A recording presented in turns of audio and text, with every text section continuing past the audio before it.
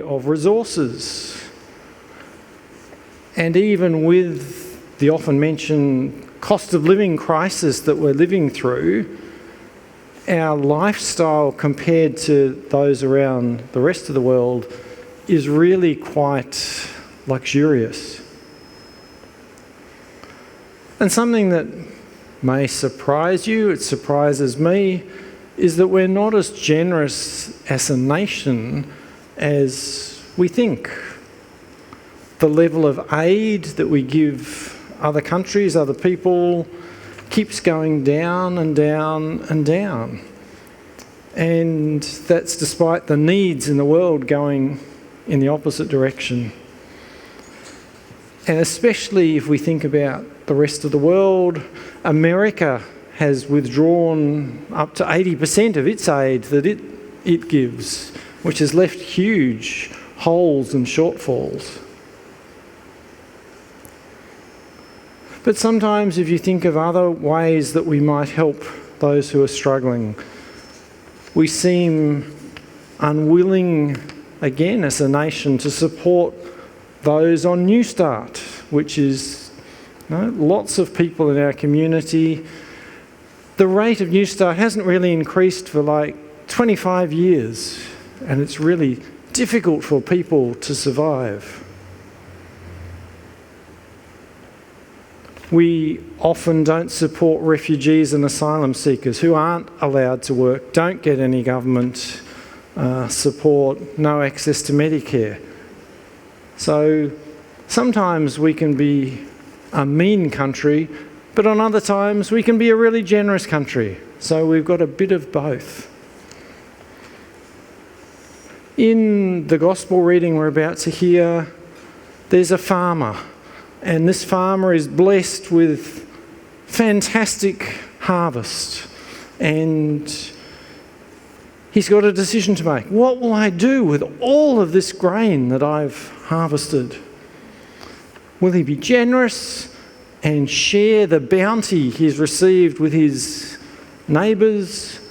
Or will he be greedy and keep it all for himself? Let's listen to how this story goes. Sue's going to bring us our readings.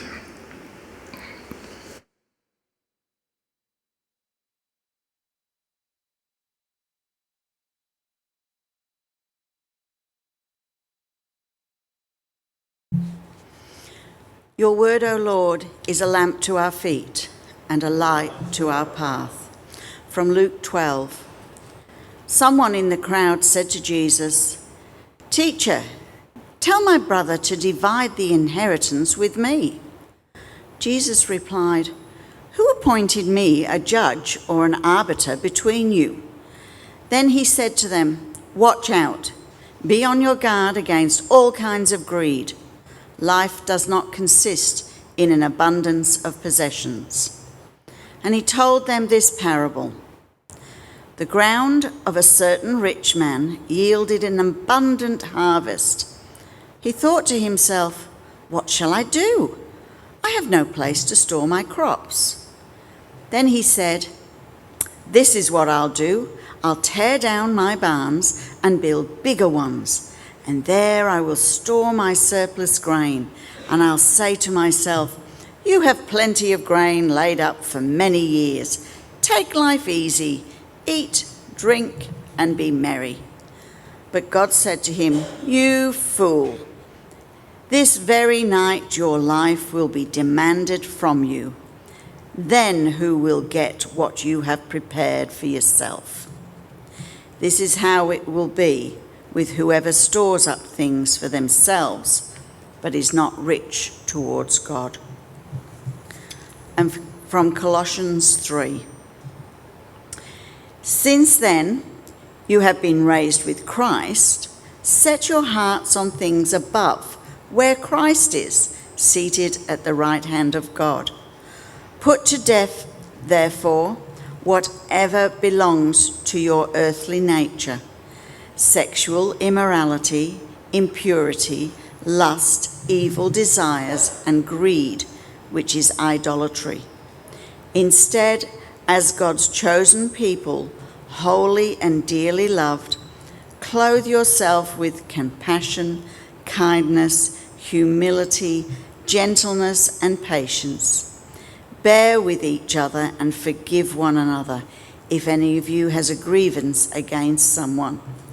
Forgive as the Lord forgave you.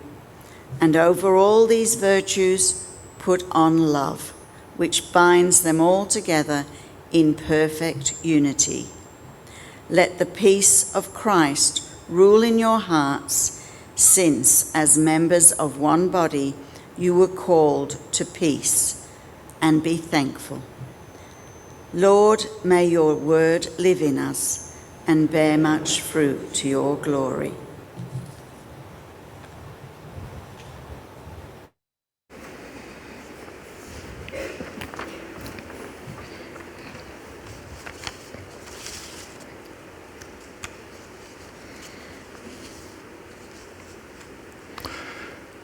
You've probably noticed, but we live in a world where money especially and greed so often seem to rule. We're surrounded every day by thousands of ads, whether it's on TV, whether it's on social media, whether it's just driving around. And advertising is relentless in its drive to make us feel envious of other people. It tells us in so many subtle or not so subtle ways that our lives really are no good unless we eat this particular type of food, or we drive that particular type of car, or we spend all our money on sports gambling.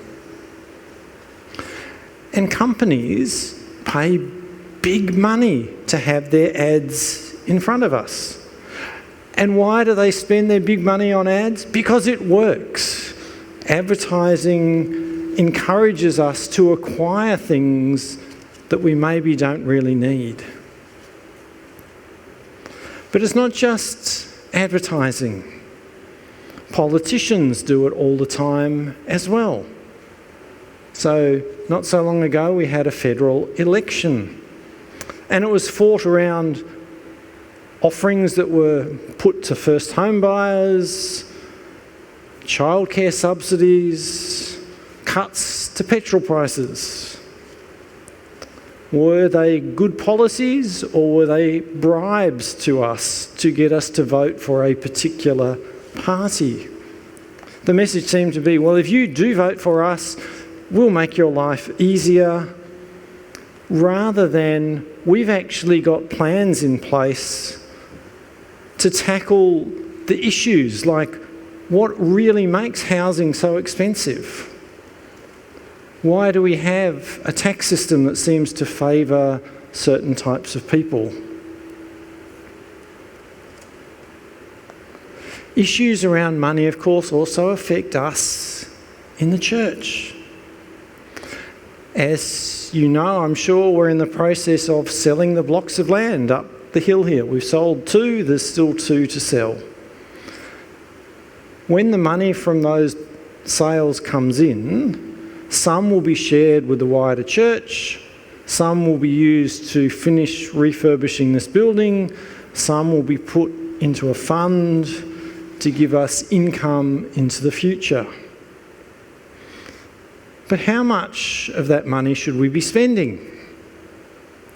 Should we consider giving some of the proceeds of the sale to our local Indigenous mob, who are, as we say each week, the traditional owners and custodians of this land, which was stolen from them? These are hard questions. These are difficult conversations to have in church. But it's interesting when we open up the pages of the Bible and we read the Gospels, how often Jesus spoke about money. It seems like it was a bit of an issue back in those days as well. And in today's Gospel passage, Jesus is called on to advise on an inheritance dispute between two brothers. It was probably around how property would get split up. But Jesus refuses to get drawn into that particular question. Rather, he points out the corrupting nature of greed and what happens to us if we want more and more. And we know, of course, that we need material things to live. We need food. We need clothes.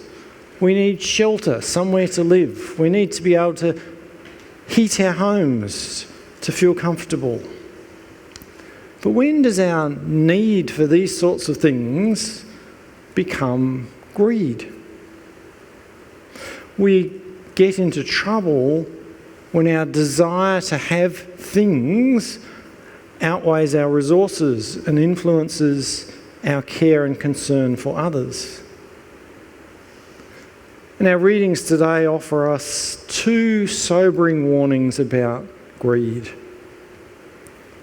In the parable of the so-called rich fool, a farmer has a bumper crop and must decide what he's going to do with it. Listen again to the conversation he has with himself. What should I do? I've nowhere to store my huge crop. I know what I'll do. I'll pull down my barns and build bigger ones. There I'll store all my surplus grain. Then what will I do? Well, I'll say to myself, relax, eat, drink, be merry, enjoy life. It's all focused on himself and his wants. There's no thankfulness to God or anyone else. There's no consideration of the needs of other people. And Jesus warns that this person is really a fool to ignore the ways of God. Because the ways of God are to actually show kindness to the poor, to love your neighbour as you love yourself, and that's more important than storing up stuff for yourself. I'm sure we can all think of examples of rich and greedy people. When I was thinking about this passage, unfortunately, the first person who came to my mind this week was this fellow, Donald Trump, sitting in his glorious golden Oval Office. And he speaks a lot, Donald Trump, about making America great. And that's all well and good. But his idea of greatness seems to be that what's great is when wealthy white people, a bit like himself and his family and his buddies, are all doing really well. He recently passed this massive piece of legislation in America called a Big Beautiful Bill. You might have heard about it. But this Big Beautiful Bill basically gave tax cuts to rich people and took away benefits from poor people. So poor people lost access to healthcare, they lost access to support for food. Based on the reading we heard today, Trump would appear to be greedy for wealth, greedy for power, and greedy for attention from the media. But based on our reading, Trump maybe should be considered a fool who one day will have to make a reckoning before God. Second reading from Colossians. The author lists several behaviours that we're advised to remove from our lives. And it's interesting that the last one of these is greed, which is compared to idolatry. And that might seem like a pretty harsh comparison. I mean, greed might be bad, but surely it's not as bad as idolatry. But the constant message from the Bible is that the lure of money and possessions is such that we can begin relying on those things for our security rather than on God. So they become our focus and priority and what we start worrying about. Hence, they become idols and what we actually give worth to. And Jesus, of course, recognised the powerful attraction of money, which is why he said that you can't worship both God and money. They're rivals to each other. There's another parable that comes just a few chapters further on from where we read this morning, where Jesus talks again about a rich man and this time a beggar who lies outside the rich man's gate, and what happens to each of them when they die. The beggar, it turns out, goes to heaven and is comforted. The rich man goes to hell and is judged for his greedy indifference to the needs of those around him.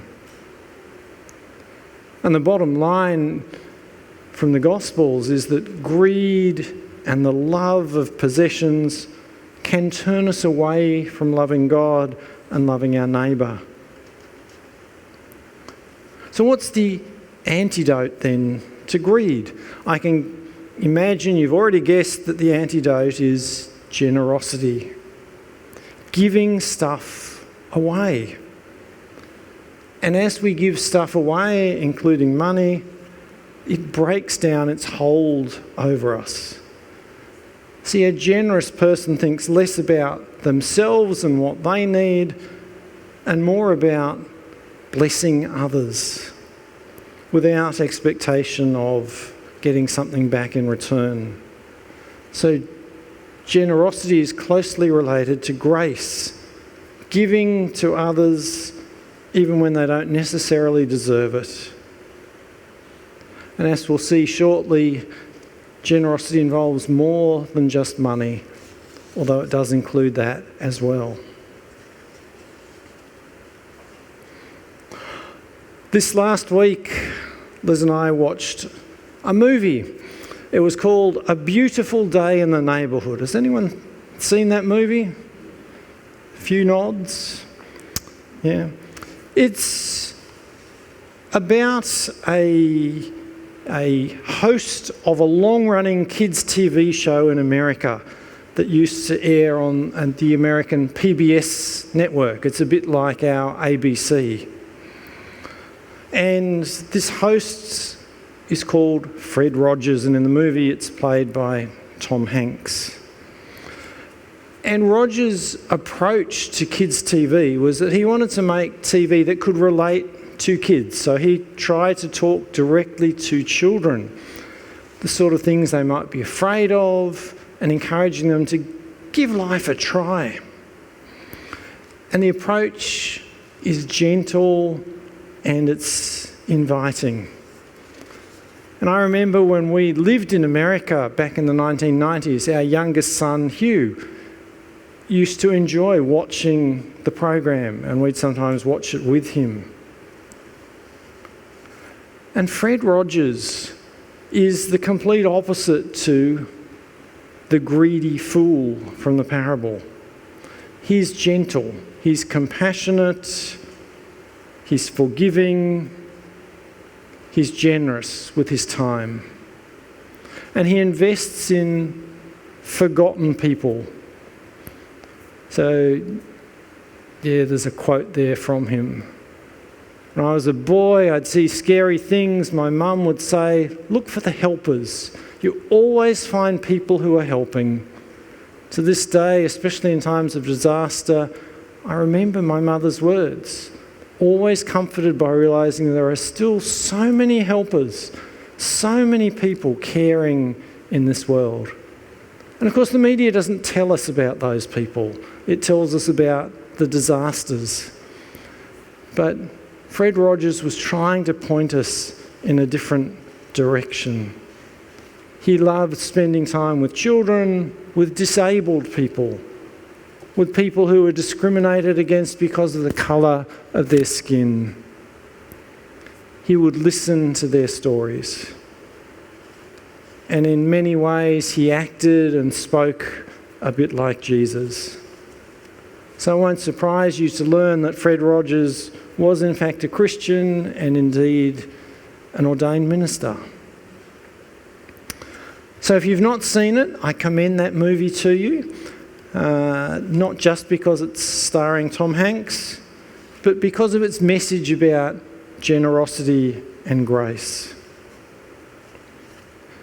And the reading from Colossians lists some of those character traits that we see in Fred Rogers. So the God-focused life will be compassionate, kind, humble, patient, forgiving, loving, and thankful.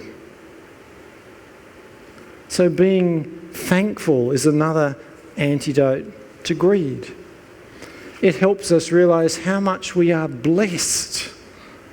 So much of what we have is actually a gift that we've received from others, rather than the result just of our own hard work. So in the movie about Fred Rogers, he encourages people to sit for even just 1 minute to remember all the people who have helped us get to where we are today, and to be thankful for their contribution in our lives. And in fact, this idea of being thankful is a really good spiritual practice. It's something we can do at home, we can do it every day. Just to pause for a moment towards the end of the day and think of one thing that we're thankful for, one person that we're thankful for, who's built into our lives and helped us today.